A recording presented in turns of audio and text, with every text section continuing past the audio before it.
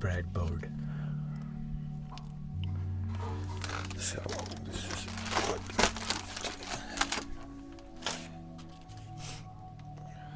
I just woke up a while ago. I know it's really late. This is what I made. Oh, nice, yeah.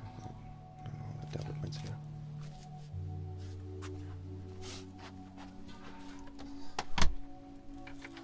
Alright. Yeah, this is from a fridge. Sit on it. Air in it. Alright.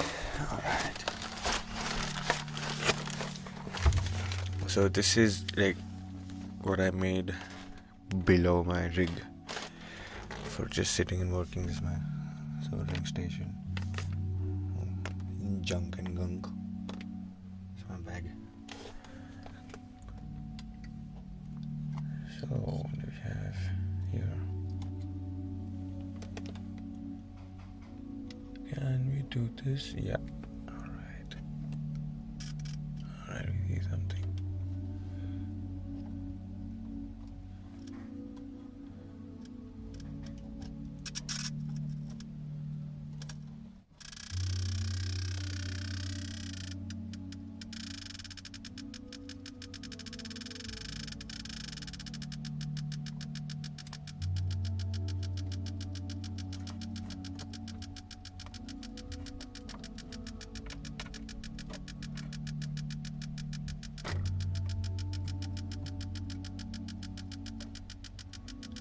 It's kind of crappy when you have everything on the breadboard. Super crappy. Loose connections and shit. And bullshit.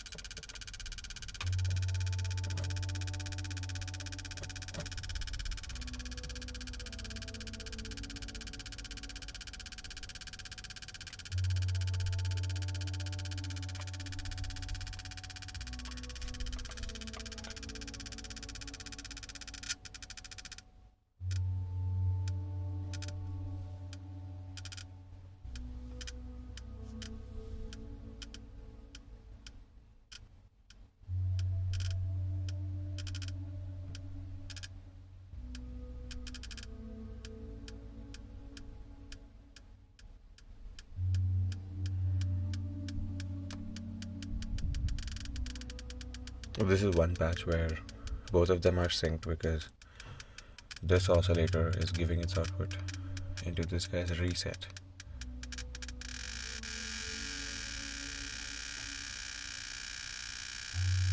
Now we'll check it out. They're independent again.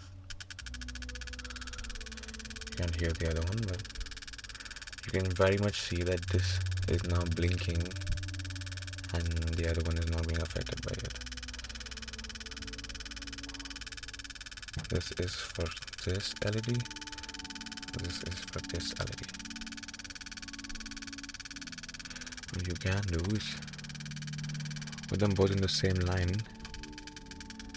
They'll act weird because of influence, I guess. I don't know what you call it. Reactive stuff. This is more like a drum machine configuration.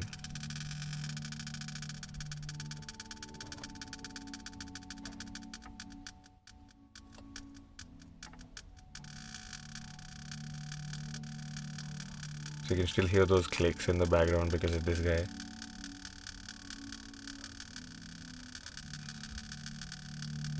And reduce the speed.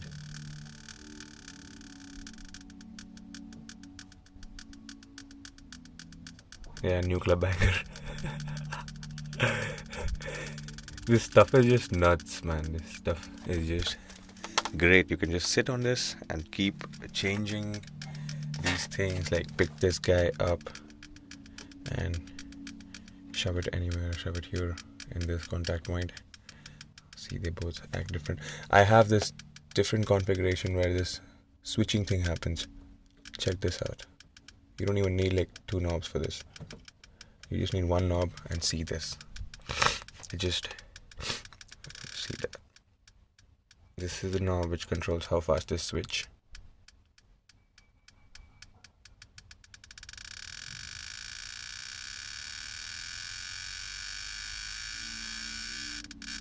Ouch. So at higher frequencies, definitely chaos mode happens.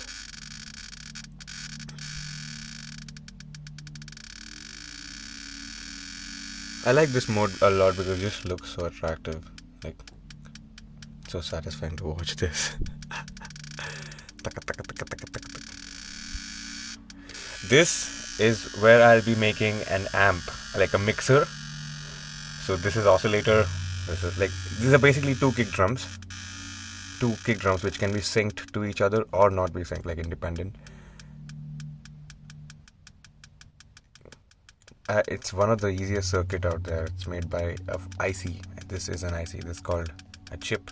It's called a 555 chip, which is like a really crappy oscillator. It has no stability and stuff. You really need to put some caps and stuff, capacitance and stuff to stabilize the circuit and give these things a stable flow like this one. That's so uniform. It's not going off. Stays like that. Tick tock, tick tock, tick tock. Oh yeah, tick tock. Fuck tick tock.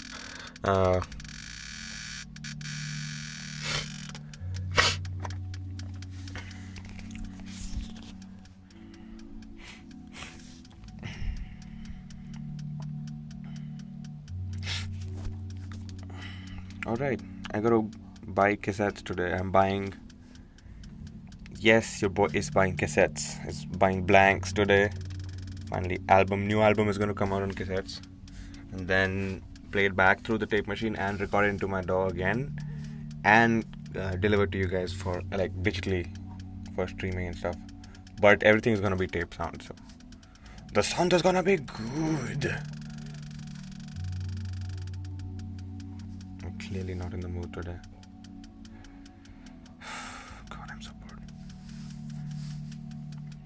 Okay, I have to call the cassette guy to buy the cassettes. Hi, Synth Monk. How are you doing?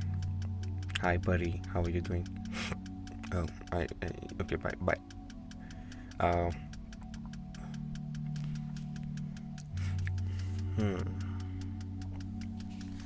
Check this out.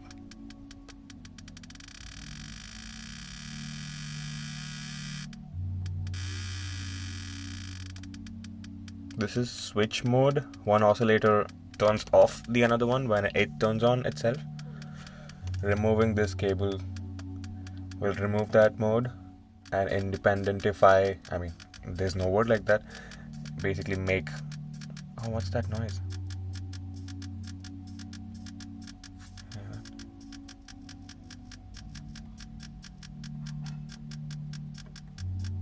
That's white noise. That's like hi-hats.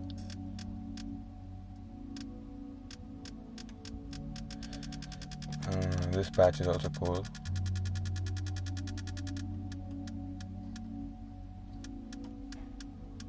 So this creates a yeah, it is a very good drum machine. If see this,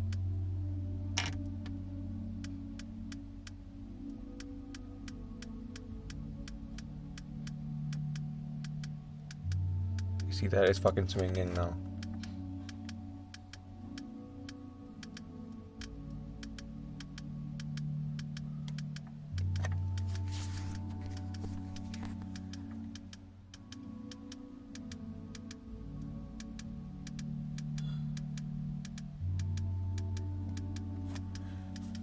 Yeah, I know it's swinging.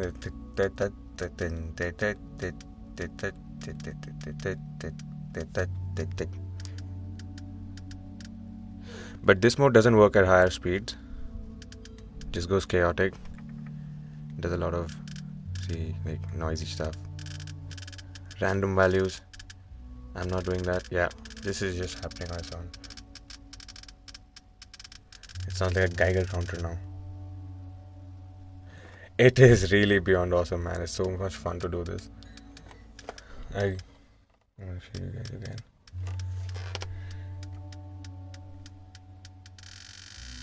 Oops. Let me show you where I've kept this. Does this out MIDI? I can make it out anything, buddy. Anything. I just need like skills. This is like Workdesk. You can make anything here. You can make your synth. Oh, I'm designing a new synth, by the way. Like, it's inspired by the Lambo, and me and my friend are doing that. And I shouldn't be saying all this because he told me not to tell you guys anything, not to tell anyone about it. I'm making a synth which has a lot of features in it, like tons of features. It does effects, it does HDMI output, it does patching, it does like semi-modular and gives you great fucking sound. Are you gonna do more with this? Yes. So I can explain you what's going on here. This is like the very basic setup. 2 knobs, 2 oscillators, simple. Right now you don't even know like you don't even need this one oscillator speed knob. You just can control the speed using just one knob, because both are linked right now. One goes on, another goes off. See this? I can send you. It's not funny. It's not even funny. I can send you straight up. And I made a contact. So this was my mic, buddy. This was my dynamic mic. You have seen dynamic mics. I took out the switch. If you can see, yeah, it's hollow now. It's become more like a chilam. I want to talk about it. But yeah.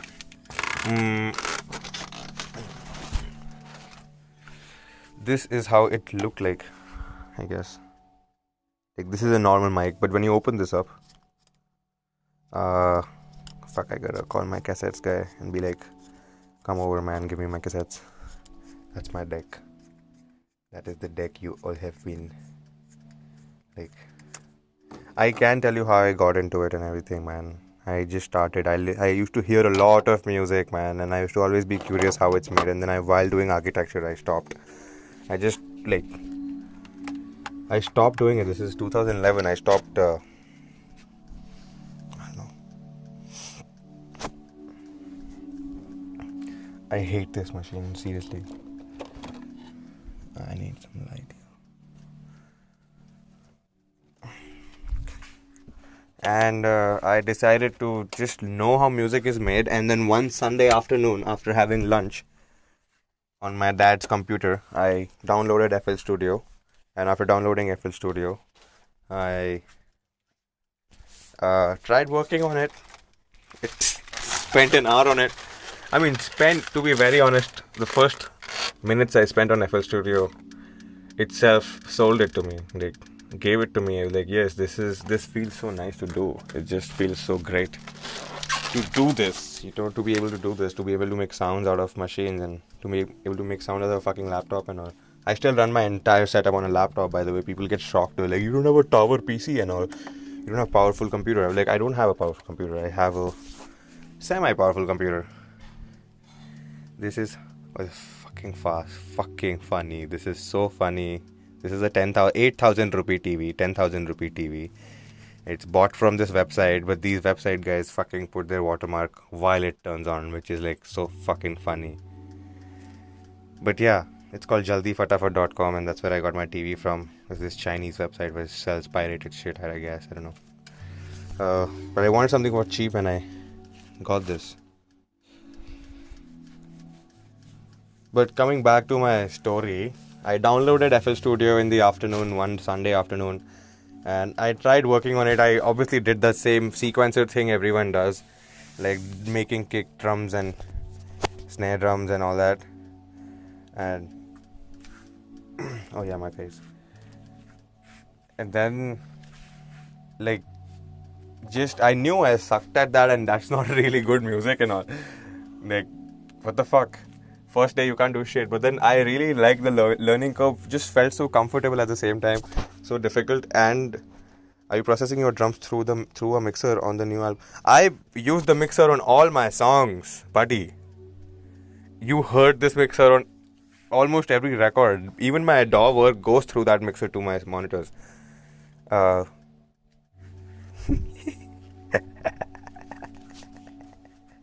He might.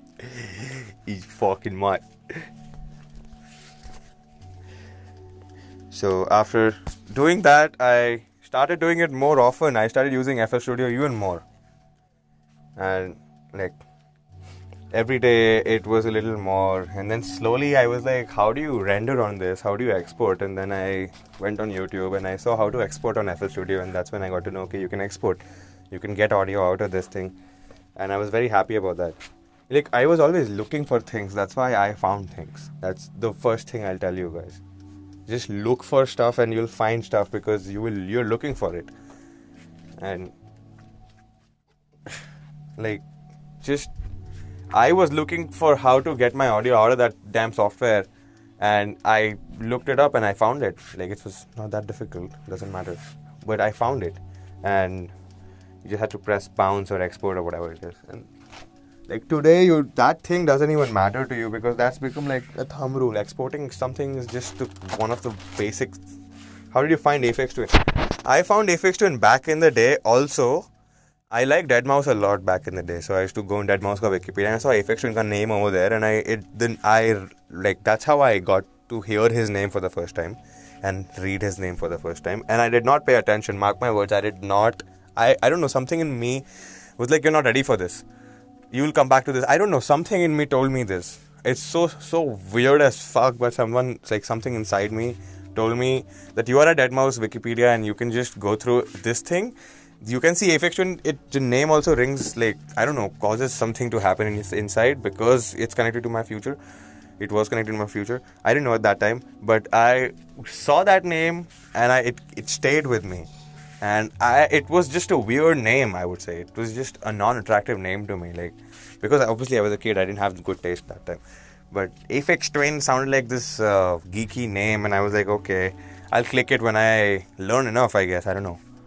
I'll research about all the other guys Deadmau5 was inspired from and collaborated from, and everything. Deadmau5's first album was IDM. It was not House or Electro, by the way. Like a really cool name. For real, it's a dope name. Aphex Twin has a story behind its name. Like, Aphex is actually audio equipment manufacturer, and Aphex Twin asked them, Richard James asked them for permission to use their name in there officially, like as an artist name. And Twin is from his dead brother, who was, I think, a miscarriage, and he was never born, and his name was supposed to be Richard James. So the new, like, after that, Richard David James was born, and who became the Aphex Twin later. So that's why the twin, because his mother just named him after the brother, which was supposed to be there. But yeah, it's kind of tragic and sad story, and it's very techy also because the name Aphex, because Aphex is one of the best companies out there. Aphex used to make films, VHS cassettes back in the day. That's what Aphex used to do. Like, the company, Aphex Industries Limited. So he very much took permission from that. It's written on most of his records that he took permission and he's using Aphex as, like, after permission, the name. Anyway, so FL Studio became my thing forever. Like, I resorted to it every time and of course I had this habit of getting baked and like making music on FL Studio till the time it lasted. My buzz lasted, and then export it, upload it on SoundCloud on some account which you make, some free account. You don't even pay, you don't even get a pro account. Just get like upload it somewhere. Upload your render of the day, like whatever you made in 2 hours, upload it on the SoundCloud so that you can listen to and do a headphone check and a stream check, like actual stream check and headphone check. It's like more like after developing a picture, you can see how it looks like because it took time to develop it and all.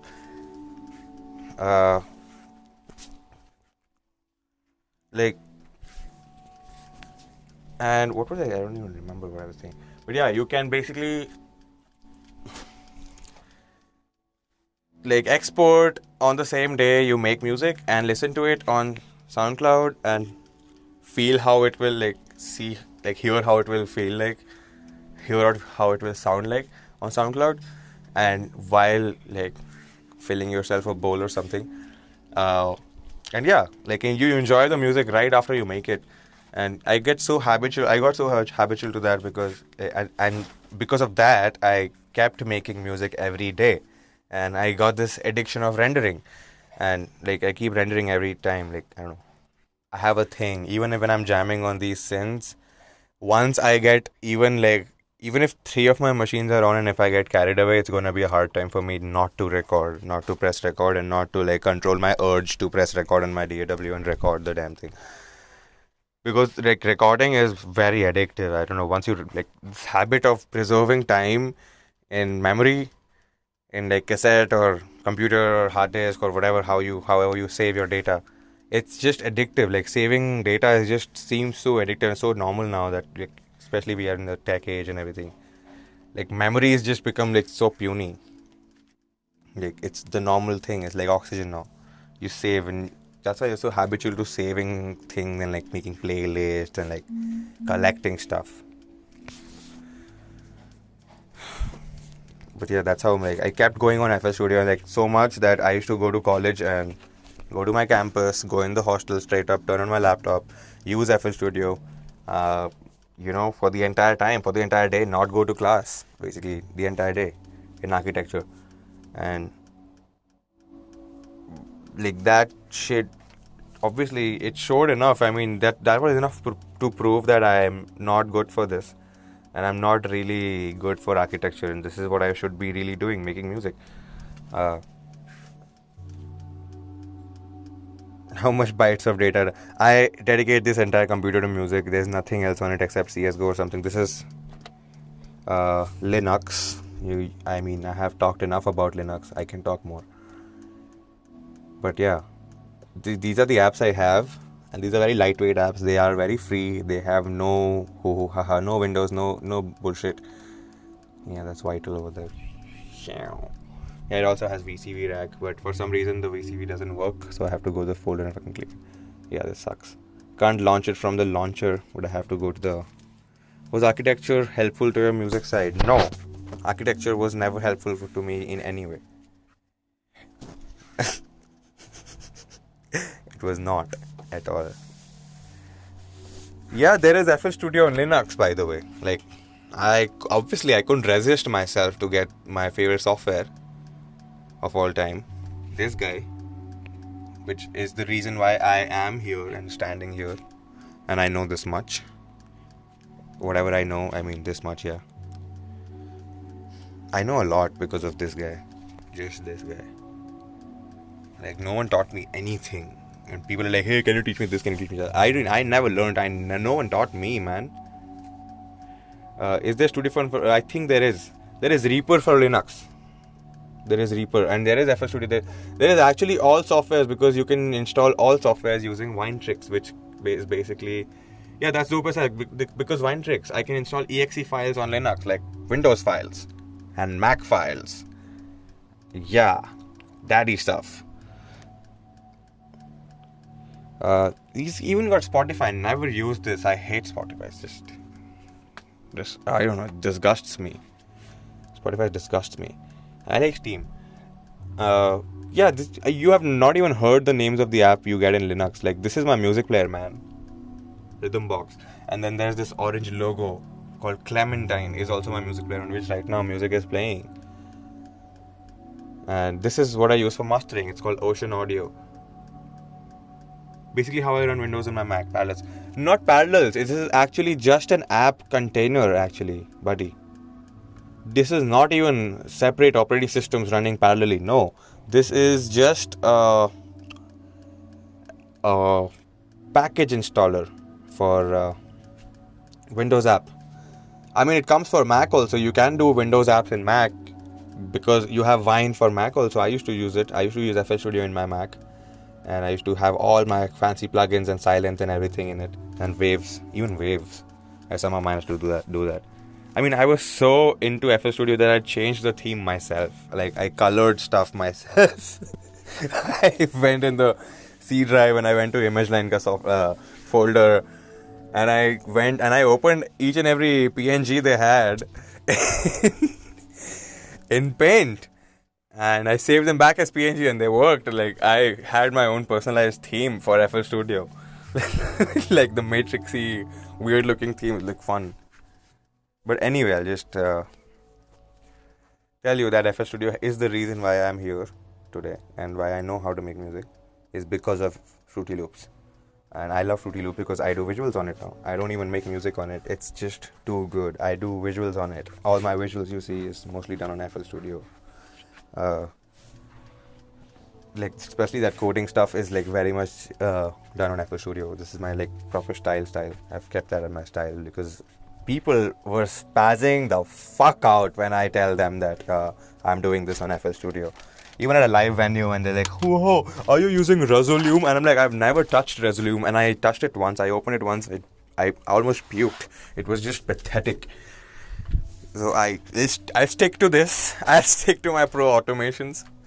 Like, I'm so pro in FL Studio that, you can ask me anything in it while I'm sleeping, which actually happened once.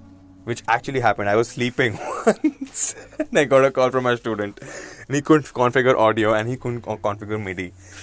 And I mean, I went to that length to actually tell him how to configure remote MIDI, not just like normal MIDI. Like, how can you control your FL Studio through your phone? Just being on the same Wi-Fi, it's so much fun. Ableton is what I used for the longest time. Throughout 2020, I used Ableton only. And Bitwig is what I use now. Like, the ultimate DAW of all time. Blender and FL Studio is what I use for my visuals. Like, Blender is boss.